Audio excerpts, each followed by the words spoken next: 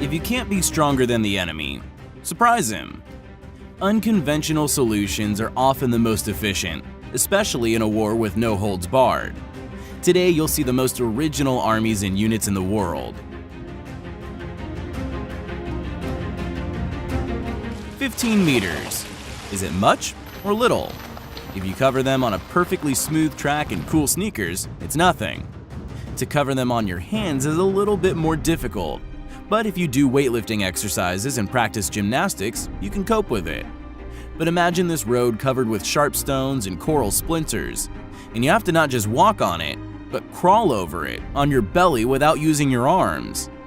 This is how we can describe the friendly ambiance in which the frogmen of the Taiwan, a partially recognized republic in East Asia, Marine Force passed the final exam with the suitable name Road to Paradise. The cadets' emotions can tell you more than we can.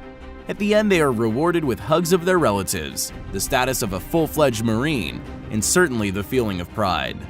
You should endure 9 weeks of training in one of the elite military units of Taiwan, and don't spare yourself too much on the track.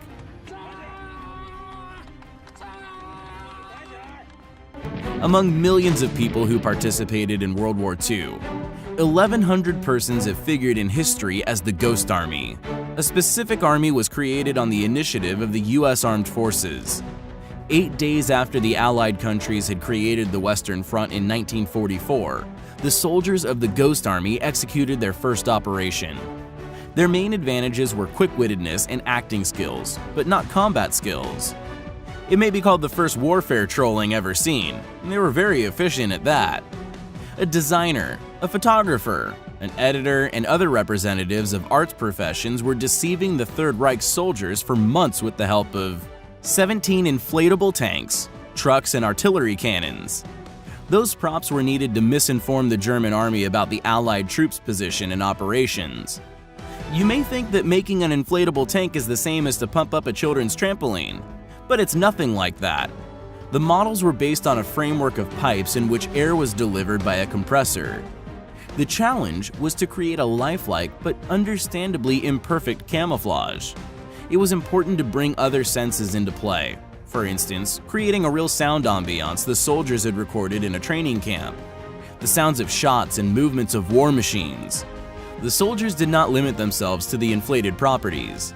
Having resorted to all the mental charisma of Hollywood, they entered French cafes and discussed details of military operations loudly, surely invented from the first to the last word.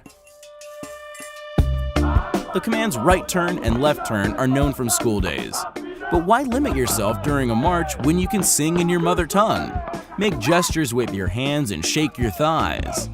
This is the marching style of African soldiers. And a sudden presence of national color doesn't prevent them from coordinating their gestures. Actually, African guys are famous for their unconventional approach. Thus, if they don't have enough shells during the maneuvers, they imitate the sounds of shots and explosions with the help of articulation and imagination and fire on imaginary targets. After all, why not? They practice the tactics without endangering their companions' lives. Nice approach. Boom, boom, boom, boom. Boom, boom, boom, boom. You're a girl. You should speak gently. Try saying this to the soldiers of Israel's women's military units.